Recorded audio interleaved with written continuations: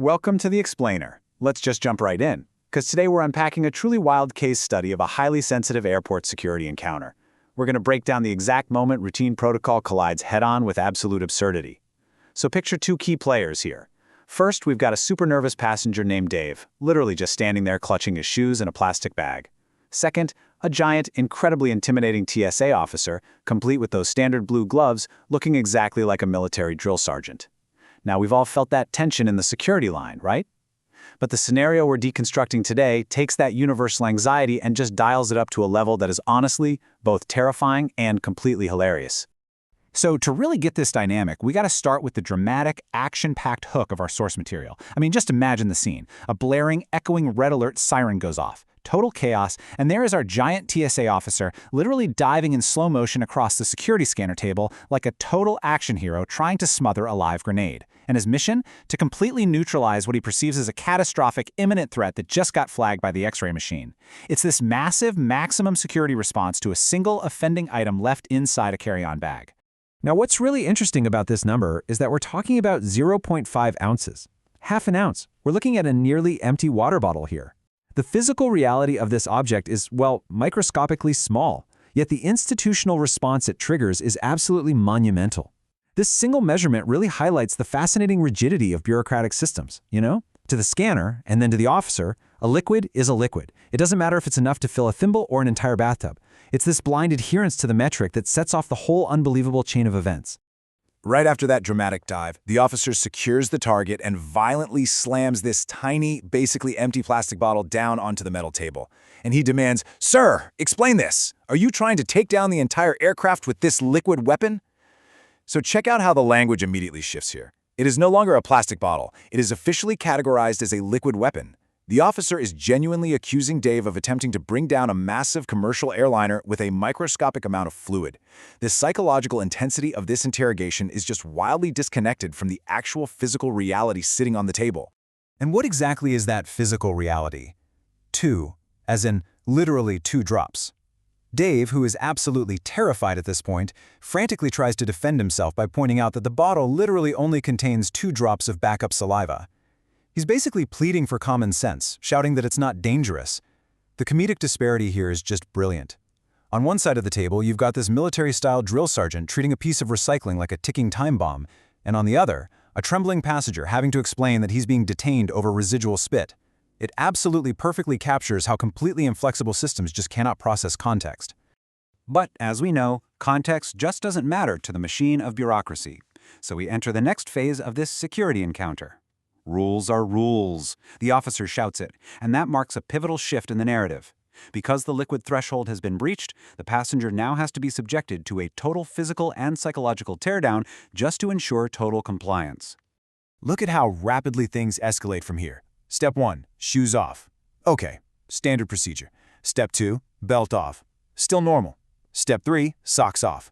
All right, now we're getting a little uncomfortably thorough. But step 4 is where the protocol transcends the physical realm entirely. The officer demands, "Take off your thoughts, sir. I need your mind completely blank before you pass the metal detector." So, to neutralize the threat of 2 drops of backup saliva, the state now demands a complete cessation of human cognition. Dave literally has to empty his consciousness just to board his flight. And that brings us to a really fascinating theoretical concept introduced during this exchange, the dignity threshold. Dave lets out this desperate sigh as he unbuttons his belt, and he pleads with the officer, asking, "Can I at least keep my dignity?" But the officer, maintaining this cold, calculated, unyielding logic, delivers a flawless ruling. He barks, "Dignity is over the 3.4-ounce limit. Trash it." It's wild. The officer has flawlessly categorized an abstract human emotion as a non-compliant liquid volume. Which brilliantly illustrates the sheer absurdity of the whole situation. We're actively measuring Dave's human dignity, which is this profound, immeasurable emotional state, against a strict 3.4-ounce liquid volume limit, because the officer's unhinged, rigid adherence to the rulebook forces him to process literally everything through the lens of TSA liquid regulations. So even self-respect becomes contraband that just has to be thrown in the bin before entering the terminal. Let's move ahead and see how this builds. Because after this total teardown of Dave's clothes, his cognitive thoughts, and his human dignity, we reach a truly bizarre climax. Dave miraculously walks through the metal detector. It doesn't beep, he is completely fine. He successfully navigated the psychological gauntlet and is cleared to collect his belongings. But the security protocol's intense hyperfocus on liquid volumes has left a massive, glaring vulnerability in the system. I kind of like to call it the fauna loophole. So, this intense focus creates a pretty massive post-scanner anomaly. Dave steps up to the conveyor belt, grabs his backpack, and suddenly, a live, full-grown raccoon pops its head right out of Dave's bag and starts chattering really loudly at everyone. This is not some small glitch. This is a wild, fully conscious, actively vocal forest animal that just successfully passed through the X-ray machine entirely unnoticed. Why? Simply because everyone was so intensely focused on stopping 2 drops of backup saliva. This grand juxtaposition right here is honestly the masterpiece of the entire case study. Think about it. To the system, a 0.5-ounce water bottle is a liquid weapon. It's a verified aircraft destroyer that requires slow-motion dives and immediate psychological interrogation. But a live, full-grown raccoon, well, because it isn't a gel, an aerosol, or a paste, its status is completely fine. It is literally the ultimate blind spot of specialized bureaucracy. So the TSA officer, who is finally recovering from his explosive rage over the water bottle, looks over at the loudly chattering raccoon. He meticulously inspects the animal, checks his mental checklist, and delivers his final, perfectly deadpan ruling.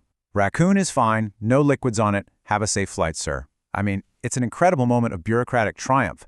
The system worked absolutely perfectly according to its own wildly narrow parameters. It successfully stopped the water and flawlessly permitted a wild woodland creature, proving for sure that the rulebook is magnificently blind to non-liquid chaos.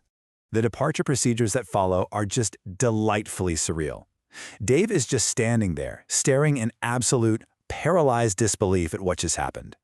Meanwhile, the raccoon, having successfully cleared federal security, reaches out, steals Dave's travel neck pillow, puts it on, and casually waves goodbye to the military-style officer. The raccoon has won, and the officer just nods in return, fully satisfied that he has kept the skies safe from 0.5 ounces of moisture. Which ultimately leads us to a highly serious question we have to ask ourselves after reviewing this incredible case study of security theater. As we meticulously guard our borders against half-empty bottles of water, strip our minds blank, and throw our dignity into the trash bins, as we wave goodbye to the fully grown raccoons boarding our flights with our stolen neck pillows, are we truly safe or just dry? Definitely think about that the next time you're standing in line with your shoes off. Thanks so much for joining me on this explainer. I really hope you found it as fascinating as I did.